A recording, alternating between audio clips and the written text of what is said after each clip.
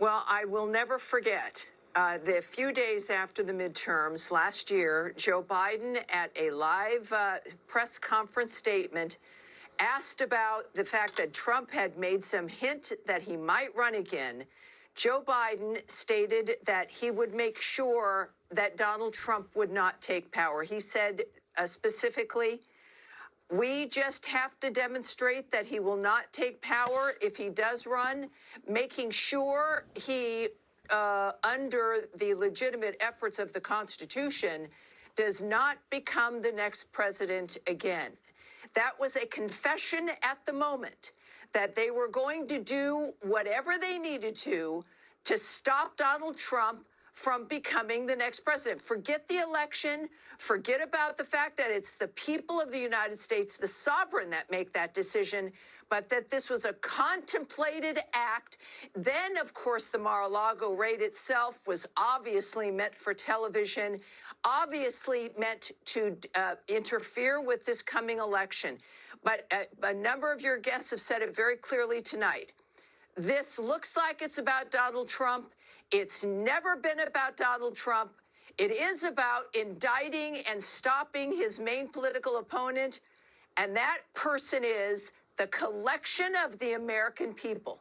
It is the tens of millions, the 75 million that voted for him, that the same DOJ has been going after as supposed domestic terrorists or extremists. This has been open. They've been sloppy about it. They've been overconfident. They haven't known when to stop. And this is now the result. So you're going to see issues about espionage and whether or not he could become the president. Is that what Biden was implying? The timing, you could have waited a couple days after the House got the FBI whistleblower, evidence regarding the Biden family, but they didn't even bother to do that.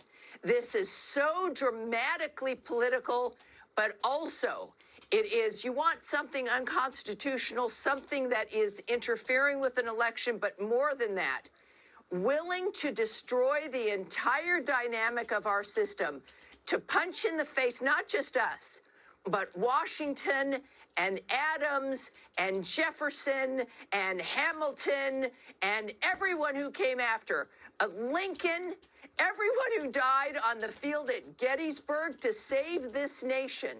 That is who is being punched in the face right now. Donald Trump, thank God, he is willing to still stand for us and for this country, her past and her future, because this is the kind of guy he is. And no matter who you are, if you're wobbling about him or you're just not sure, this vote now is about everyone, not just him. And it shows you what they're afraid of. They're afraid of a future that is clear and that exposes them, but also remakes us again as the sovereign. That is what they cannot stand.